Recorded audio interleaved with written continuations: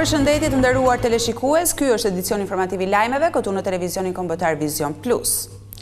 Policia e Tiranës shoqëroi një numër të madh personash për protestën e të shtunës ku pati akte dhune, 18 prej tyre u arrestuan, ndërsa të tjerët u liruan gjatë orëve të natës.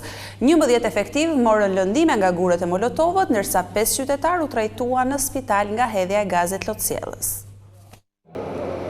Lideri i opozitës Ali Berisha akuzoi Edi Ramën për dhunën sipas tij njerëzore ndaj protestuesve paqësor. Ai tha se kryeministri është tmerruar nga reagimi i qytetarëve dhe veçanërisht i të rinjve që mbushën bulevardin dëshmorët e kombit.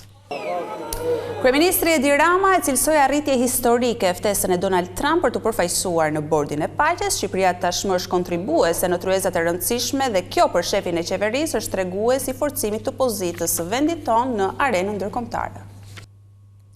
Indeksimi i pensioneve, sipas ekspertëve, duhet jetë në përputhje me ritmin e rritjes së çmimeve të mallrave apo shërbimeve, vetëm kështu thon ata, pensionistët do të jenë të mbrojtur nga shtrëngtimi i jetesës. Rruga Burel Skuraj është kthyer në torturë për drejtuesit e mjeteve, përveç gropave të mëdha, mbuluar nga dherat e gurët që kanë rrëshqitur nga dy anët e saj. Autoriteti rrugor paguan miliona lekë për mirëmbajtjen, por ky aks po degradon çdo ditë e më shumë. Për të parandaluar kancerin e qafës së mitrës, kontrollet po kryen në moshë më të hershme. Mjekët thonë se mbrojtja më e mirë ndaj sëmundjes është vaksinimi dhe programi i depistimit. Vlora është kthyer në destinacionin e 10 indianëve që kanë zgjedhur të jetojnë dhe punojnë në qytetin bregdetar. Shifrat flasin për afro 1000 të punësuar në fasoneri, ndërtim dhe hoteleri turizëm.